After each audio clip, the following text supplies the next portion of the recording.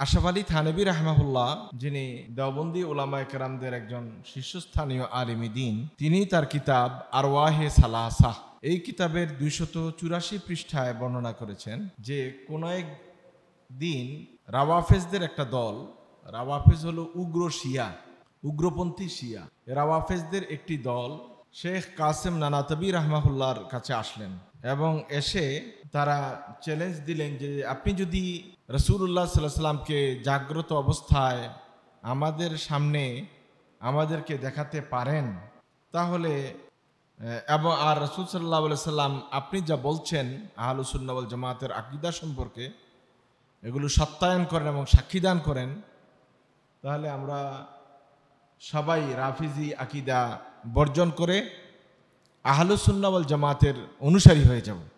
এই চ্যালেঞ্জ দেওয়ার পর শেখ কাসেম নানাতবী রহমতুল্লাহ আলাইহি তিনি বললেন, তোমরা আল্লাহর নামে কসম করে বলো, আমার সাথে ওয়াদাবদ্ধ হও, তাহলে আমি তোমাদেরকে জাগ্রত অবস্থায় রাসূলুল্লাহ সাল্লাল্লাহু আলাইহি সাল্লামকে দেখাবো। আজকের আলোচনার শুরুতেই আমরা দেওবন্দি আকীদার 10তম পর্ব আলোচনা করব। এই পর্যন্ত আমরা 9টি পর্বে দেওবন্দি আকীদা সম্পর্কে কথা বলেছি। আজকের আলোচনা হলো যে আকাবিরে দেওবন্দের বড় বড় উলামায়ে কেরাম এটা বিশ্বাস করেন যে রাসূলুল্লাহ সাল্লাল্লাহু আলাইহি ওয়াসাল্লামকে জাগ্রত অবস্থায় স্বচক্ষে দেখা সম্ভব বা দেখা যায়। এই আকীদাটি মৌলিক ইসলামী আকীদার বিপরীত। সাহাবায়ে কেরাম রাদিয়াল্লাহু তাআলা আলাইহিম আজমাইন এই আকীদা বা বিশ্বাস পোষণ করতেন না, আর এটা সম্ভব হলে সাহাবায়ে কেরাম রাদিয়াল্লাহু তাআলা আলাইহিম আজমাইন তারাই বেশি হকদার ছিলেন দেখার জন্য। এ প্রসঙ্গে তারা তাদের আকাবের এবং মাশায়েখদের ঘটনা থেকে বিবরণ দিয়েছেন, সুনির্দিষ্ট কোনো দলিলের তারা আশ্রয় নেননি। আশরাফ আলী থানভী রাহমাহুল্লাহ, যিনি দেওবন্দি উলামায়ে কেরামদের একজন শীর্ষস্থানীয় আলিমী দ্বীন, তিনি তার কিতাব আরওয়াহে সালাসাহ এই কিতাবের 284 পৃষ্ঠায় বর্ণনা করেছেন যে কোন এক দিন রাওয়াফেজদের একটা দল, রাওয়াফেজ হলো উগ্র শিয়া, উগ্রপন্থী শিয়া, রাওয়াফেজদের একটি দল শেখ কাসেম নানাতবী রাহমাহুল্লাহর কাছে আসলেন এবং এসে তারা চ্যালেঞ্জ দিলেন যে আপনি যদি রাসূলুল্লাহ সাল্লাল্লাহু আলাইহি সাল্লামকে জাগ্রত অবস্থায় আমাদের সামনে আমাদেরকে দেখাতে পারেন তাহলে এবং আর রাসূল সাল্লাল্লাহু আলাইহি সাল্লাম আপনি যা বলছেন আহলুস সুন্নাহ ওয়াল জামাতের আকীদা সম্পর্কে এগুলো সত্যায়ন করেন এবং সাক্ষীদান করেন, তাহলে আমরা সবাই রাফিজি আকীদা বর্জন করে আহলুস সুন্নাহ ওয়াল জামাতের অনুসারী হয়ে যাব। এই চ্যালেঞ্জ দেওয়ার পর শেখ কাসেম নানাতবী রহমতুল্লাহ আলাইহি তিনি বললেন, তোমরা আল্লাহর নামে কসম করে বলো, আমার সাথে ওয়াদাবদ্ধ হও, তাহলে আমি তোমাদেরকে জাগ্রত অবস্থায় রাসূলুল্লাহ সাল্লাল্লাহু আলাইহি সাল্লামকে দেখাবো।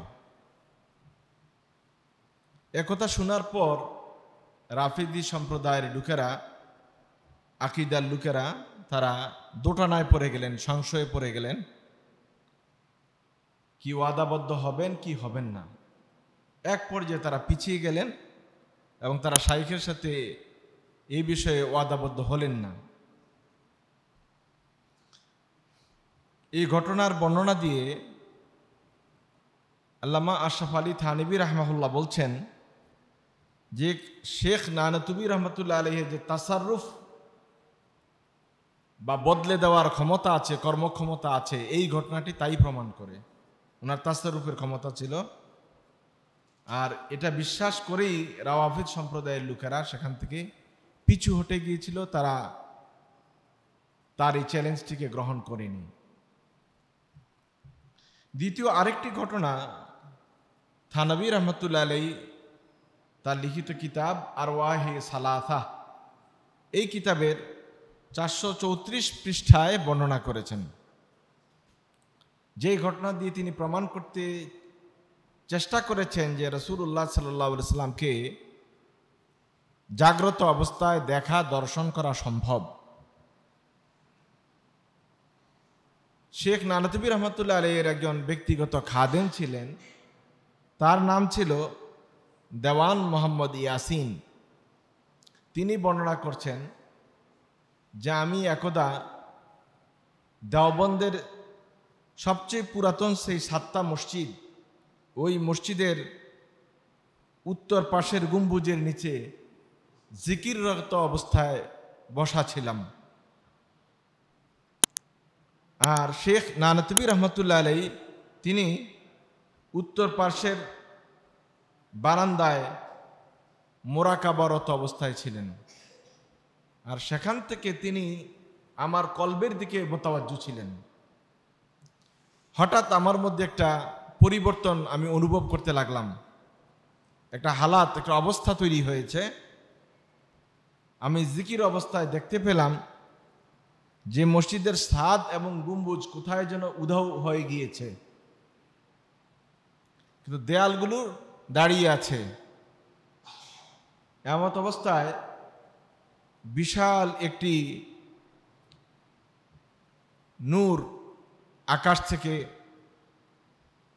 মহাশূন্য থেকে পর্যন্ত প্রলম্বিত একটি আলো আমি দেখতে পেলাম, নূর দেখতে পেলাম।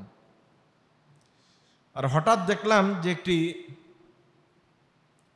মসনদ বা সিংহাসন এটা আকাশ থেকে নেমে আসছে, আর ওই সিংহাসনে রাসূলুল্লাহ সাল্লাল্লাহু আলাইহি ওয়াসাল্লাম বসা আছেন এবং তার ওই মসনদের 4 কোণায় 4 খলিফা হযরত আবু বকর, ওমর, উসমান, আলী রিদওয়ানুল্লাহি তাআলা আলাইহিম তারা আছেন। এবং মসনদটি মসজিদে আমার কাছে, আমার সামনেই এসে থামলো। তারপর রাসূল সাল্লাল্লাহু আলাইহি ওয়াসাল্লাম তার কোন এক খলিফাকে বললেন, তুমি যাও এবং শেখ মোহাম্মদ নানুতুবিকে ডেকে নিয়ে আসো, মোহাম্মদ কাসেম নানুতুবিকে ডেকে নিয়ে আসো। তখন ওই খলিফা গেলেন এবং রাসূল সাল্লাল্লাহু আলাইহি সাল্লামের নির্দেশ মতো শেখ কাসেম নানুতুবিকে ডেকে নিয়ে আসলেন। রাসূলুল্লাহ সাল্লাল্লাহু আলাইহি ওয়াসাল্লাম আসার পর রাসূল সাল্লাল্লাহু আলাইহি ওয়াসাল্লাম তার কাছে, শেখ কাসেম নানুতুবির কাছে মাদ্রাসার হিসাব চাইলেন, দেওবন্দ মাদ্রাসার হিসাব চাইলেন। শেখ খুব সূক্ষ্মভাবে রাসূল সাল্লাল্লাহু আলাইহি ওয়াসাল্লামের নিকট মাদ্রাসার সকল হিসাব নিকাশ উপস্থাপন করলেন। রাসূল সাল্লাল্লাহু আলাইহি ওয়াসাল্লাম এতে অত্যন্ত খুশি হলেন, সন্তুষ্ট হলেন এবং তাকে চলে যাওয়ার জন্য, শেখ কাসেম নানুতুবিকে চলে যাওয়ার জন্য অনুমতি দিলেন। এরপর মসনদটি আকাশে বিলীন হয়ে গেল, আর আমি সেটাকে দেখতে পাইনি। এটি একটি ঘটনা যেটি থানেবী রহমতুল্লাহ আলাইহি তার আরওয়ায়ে সালাসা গ্রন্থে উল্লেখ করেছেন। আর এই ঘটনা উল্লেখ করে তিনি বলছেন এটি ছিল এক প্রকার কাশফ, যা শাইখের তাওয়াজ্জুর কারণে সম্ভব হয়েছিল। আর এই কাশফ সংগঠিত হয়েছে ওই খাদেমের উপরে, যিনি শেখ নানুতুবি রহমতুল্লাহ আলাইহির খাদেম ছিলেন, শেখ ইয়াসিন।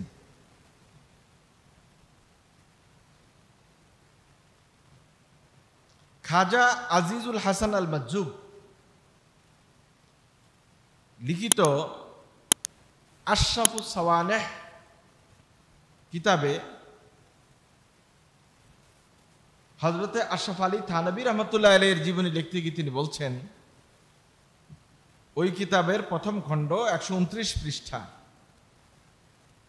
যে কানপুর শহরে নির্ভরযোগ্য প্রসিদ্ধ কয়েকজন দরবেশ ছিলেন। লিখতেছেন খাজা আজিজুল হাসান আল মাজজুব, তিনি বলছেন যে আশরাফ আলী থানভী রহমতুল্লাহ আলাইহি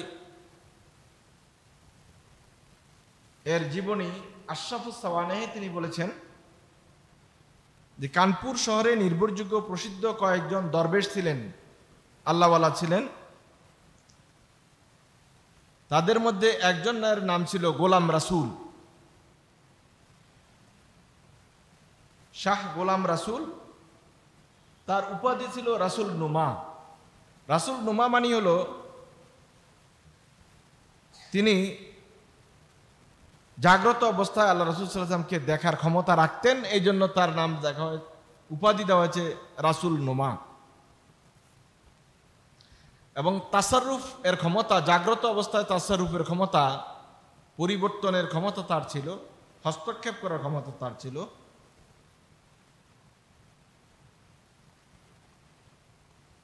বর্ণিত আছে যে তিনি অনেক সময় জীবিত অবস্থায় লোকদেরকে রাসূল সাল্লাল্লাহু আলাইহি ওয়াসাল্লামের জিয়ারত করাইতেন জাগ্রত অবস্থায়।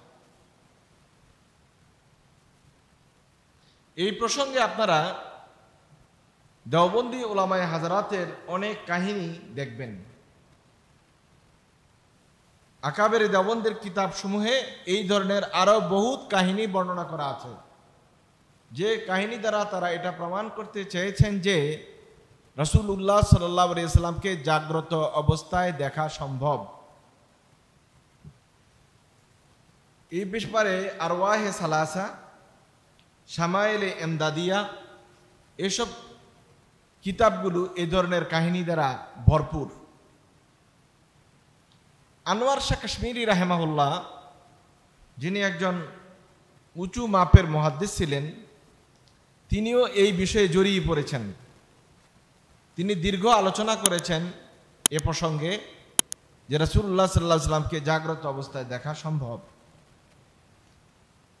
এবং এ প্রসঙ্গে তিনি নানা রকমের কাহিনী বর্ণনা করেছেন। তিনি বলছেন যে এ বিষয়টি পরীক্ষিত, সাব্যস্ত এবং এটাকে অস্বীকার করা মূর্খতা। এটা প্রমাণ করার জন্য তিনি যেমন কিচ্ছা কাহিনীর আশ্রয় নিয়েছেন, ঠিক তেমনিভাবে অপ্রাসঙ্গিক বিষয়গুলোরও অবতারণা করেছেন। তিনি তার কিতাব ফায়জুল বারী, এটার মধ্যে এই বিষয়গুলি আলোচনা করেছেন।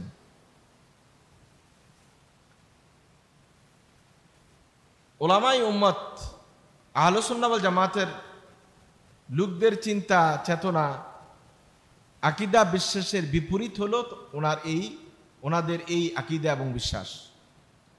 কারণ সাহাবায়ে কেরাম রাদিয়াল্লাহু তাআলা আলাইহিম আজমাইন, তাবিগণ এবং চার মাযহাবের ইমামগণ এবং তৎসময়ের অন্যান্য বড় বড় মুহাদ্দিসগণ থেকে এ ধরনের কোনো বিবরণ বর্ণিত হয়নি। এমনকি বড় বড় সুফিয়ানে কেরাম তারাও এ বিষয়ে কোনো কথা বলেননি। তারা রাসূল সাল্লাল্লাহু আলাইহি ওয়াসাল্লামকে জাগ্রত অবস্থায় দেখেছেন এমন দাবিও করেন নাই, সম্ভাবনার কথা উল্লেখ করেন নাই। রাসূলুল্লাহ সাল্লাল্লাহু আলাইহি ওয়াসাল্লাম ইন্তেকালের পরে চার খলিফা রিদওয়ানুল্লাহি তাআলা আলাইহিম আজমাইন নানা রকমের সংকট সমস্যার মুখোমুখি হয়েছেন। যদি এই সুযোগ থাকতো তাহলে রাসূল সাল্লাল্লাহু আলাইহি ওয়াসাল্লামকে সামনে হাজির করে বা তার সামনে হাজির হয়ে সমস্যা সংকটের সহজ সমাধান সাহাবায়ে কেরাম রাদিয়াল্লাহু তাআলা আলাইহিম আজমাইন করে নিতেন। এরকম একটি বর্ণনাও হাদিস এবং ইতিহাসের কোনো গ্রন্থেই বর্ণনা করা হয়নি। দ্বিতীয়ত, আনোয়ার শাহ কাশ্মীরি রাহেমাহুল্লাহ এবং আশরাফ আলী থানভী রাহমাহুল্লাহ, তারা এই ঘটনার পক্ষে শুধু ঘটনাই বর্ণনা করেছেন, দেখা সম্ভব বলেছেন, কিন্তু তারা এটা বলেননি যে আমরাও দেখেছি। ওনারা যদি এই বিষয়টাকে এভাবেই বিশ্বাস করেন তাহলে দুই একবারও তো ওনাদের দেখার কথা ছিল, এবং এটা ওনাদের তাসনিফাতে থাকতো যে হ্যাঁ আমরা এক দুইবার দেখেছি। ওনার সম্ভাবনার কথা বললেন, পক্ষের কথা বললেন, দেখার কথা বললেন, কাহিনীগুলোকে আশ্বস্ত বিশ্বস্ত করার চেষ্টা করলেন, কিন্তু ওনারা নিজেরাই দাবি করেন নাই যে আমরা দেখেছি। তাহলে এই বিষয়টি পরিষ্কার যে শুধু ঘটনা বা কাহিনীর উপর নির্ভর করে এমন একটি বিশ্বাস ছড়িয়ে গিয়েছে যে বিশ্বাস সাহাবায়ে কেরাম রাদিয়াল্লাহু তাআলা আজমাইনদের মধ্যে ছিল না। আল্লাহ তাআলা আমাদেরকে এই বিষয়টি বুঝার তৌফিক দান করুক, আমিন।